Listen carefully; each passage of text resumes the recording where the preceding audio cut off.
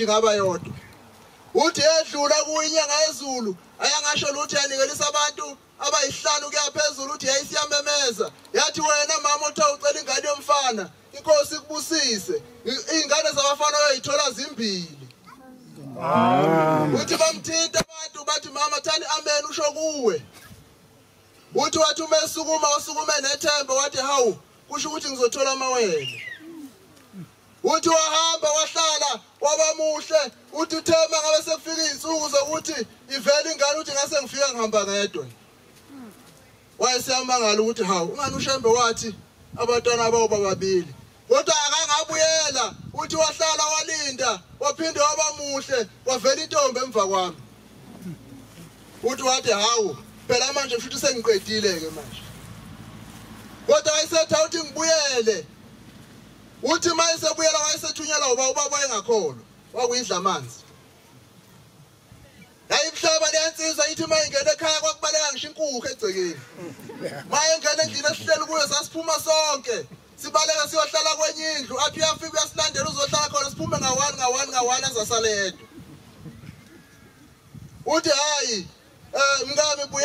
buyela awubuyele kule ndoda lena mhlawumbe ingasisiza nje sitholeke nje noma kokuvala-ke nje okungasenani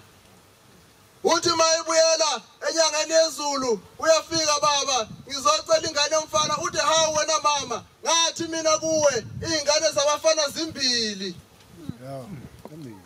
uthi waqala wethuka hawu kanti usangikhumbula uthi wathi kodwa wawusushesha kangaka mama ingani usancelisa nje wena uthi wethuka wathi hawu uNkulunkulu impela lo wangena uthando kumama ongizalayo uthi wathi uNkulunkulu lo ungibone ngani ukuthi ngiyancelisa ngoba umntwana ngimphethe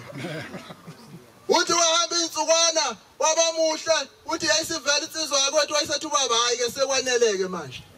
wayesebethi amagama amabili wathi hey uShembe unamaqhinga wathi lo umaqhinga endoda ayibonke Nkosi ngempela abantwana benkosi savela sabafana sibabili wayethi asithi masikhula sibize ngamajuba